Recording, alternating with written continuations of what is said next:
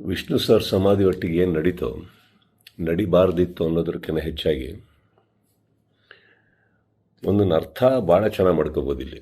ಏನಂದರೆ ಒಬ್ಬೊಬ್ಬರಿಗೆ ಒಂದೊಂದಿಲ್ಲಿ ನಮ್ಮದೇ ರಾಜ್ಯ, ನಮ್ಮದೇ ಊರು, ನಮ್ಮದೇ ಕಲಾವಿದರು. ಸೊ ಹೀಗಿರಬೇಕಾದ್ರೆ ನಾನೆಲ್ಲ ಅಭಿಮಾನಿಗಳಲ್ಲಿ ಕೇಳ್ಕೊಳ್ಳೋದು ಒಂದೇ, ಇನ್ನು ನಾವು ಓಡಾಡಿದ್ದಾಯಿತು, ನೀವುಗಳು ಓಡಾಡಿದ್ದಾಯಿತು, ಎಲ್ಲರಲ್ಲೂ ಮನವಿ ಮಾಡ್ಕೊಂಡಿದ್ದಾಯಿತು, ದಯವಿಟ್ಟು ಇದನ್ನು ಮಾಡಿಕೊಡಿ, ಸ್ವಲ್ಪ ನೋಡಿ. ಯಾಕಂದರೆ ಒಂದು ಅಳಿಲ್ ಶಕ್ತಿ ಬೇಕಾಗಿತ್ತು ಇದನ್ನು, ಈ ಸಮಾಧಿನ ಉಳಿಸ್ಕೊಳ್ಳೋದಕ್ಕೆ. ಯಾರಿಗೆ ಅಧಿಕಾರದಲ್ಲಿದ್ದು ಯಾರಿಗೆ ಆ ಶಕ್ತಿ ಇತ್ತು ಅವ್ರ ಬಗ್ಗೆ ಹೇಳ್ತಾ ಇದ್ದೀನಿ. ಸೊ ಅದು ಮಾಡಲಿಲ್ಲ ಅಂದಾಗ ಇನ್ನು ಅವ್ರನ್ನೆಲ್ಲ ವಿಷ್ಣು ಸರ್ನ ನಾವು ನೋಡಿ ಬೆಳ್ಕೊಂಡು ಬಂದಮೇಲೆ ಒಂದಂತೂ ನಾವು ಕಲೀಲೇಬೇಕಾಗಿರೋದು, ಇನ್ನು ಭಿಕ್ಷೆ ಮಾಡೋ ಅವಶ್ಯಕತೆ ಇಲ್ಲ, ಕೇಳ್ಕೊಳ್ಳೋ ಅವಶ್ಯಕತೆ ಇಲ್ಲ, ಕೇಳೋ ಅವಶ್ಯಕತೆನೆಲ್ಲ ಮುಗ್ದೋಯ್ತಲ್ಲ.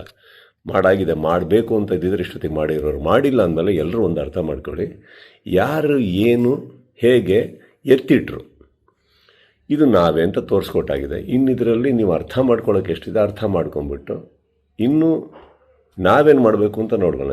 ಈಗ ಮೊನ್ನೆ ನಾವು ವೀರಕಪುತ್ರ ಶ್ರೀನಿವಾಸ ಅವ್ರ ಥರನೂ ಮಾತಾಡ್ತಾ ಇದ್ದೆ. ಅವರು ಒಂದಿಷ್ಟು ಯೋಜನೆಗಳು ಹಾಕ್ಕೊಂಡಿದ್ದಾರೆ, ಆದಷ್ಟು ದೊಡ್ಡ ಒಂದು ಪ್ರತಿಮೆ ಕಟ್ಟಬೇಕು ಅಂತ ಇದ್ದಾರೆ.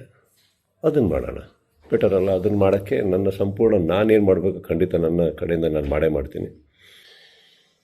ಎಲ್ಲರಿಗೂ ಒಂದು ನೋವಾಗಿದೆ ಅನ್ನೋದೊಂದು ಗೊತ್ತು. ರಾತ್ರಿ ಅದು ನಡೆದಾಗ ಹೇಳಿತನವೂ ಹೌದು, ಮಾಡಿದವ್ರದ್ದು ಬಿಡಿ. ಆ್ಯಂಡ್ ನೋವಾಗುತ್ತೆ, ಬಿಟ್ಟಾಕಿ, ಈಗೇನು ಪ್ರಾಬ್ಲಮ್ ಇಲ್ಲ. 10 ನಿಮಿಷ ಕಣ್ಣೀರು ಹಾಕಬೇಕು, 11 ನಿಮಿಷ ನಾವೇನು ಮಾಡಬೇಕು ಅಂತ ಯೋಚನೆ ಮಾಡಿ ಮುಂದೆ ಹೋಗೋದು ನನ್ನ ಅಭ್ಯಾಸ. ನೀವೆಲ್ಲರೂ ಅದೇ ಮಾಡ್ತೀರ ಅಂದ್ಕೊಂಡಿದ್ದೀನಿ. ಕೈ ಚಾಚಿದ್ದು ಸಾಕು, ಇನ್ನೇನು ಮಾಡಬೇಕು ನಾವು ಮಾಡೋಣ. ಜೈ ವಿಷ್ಣು ಸರ್. ನಿಮ್ಮ ಕುಟುಂಬಕ್ಕೊಂದು ಪರಿಪೂರ್ಣ ಯೂಟ್ಯೂಬ್ ಚಾನಲ್. ಇಂಟ್ರೆಸ್ಟಿಂಗ್ ಮತ್ತು ಇನ್ಫಾರ್ಮೇಟಿವ್ ವಿಡಿಯೋಗಳನ್ನು ಮಿಸ್ ಮಾಡ್ಕೋಬೇಡಿ. ಈಗಲೇ ಸಬ್ಸ್ಕ್ರೈಬ್ ಮಾಡಿ.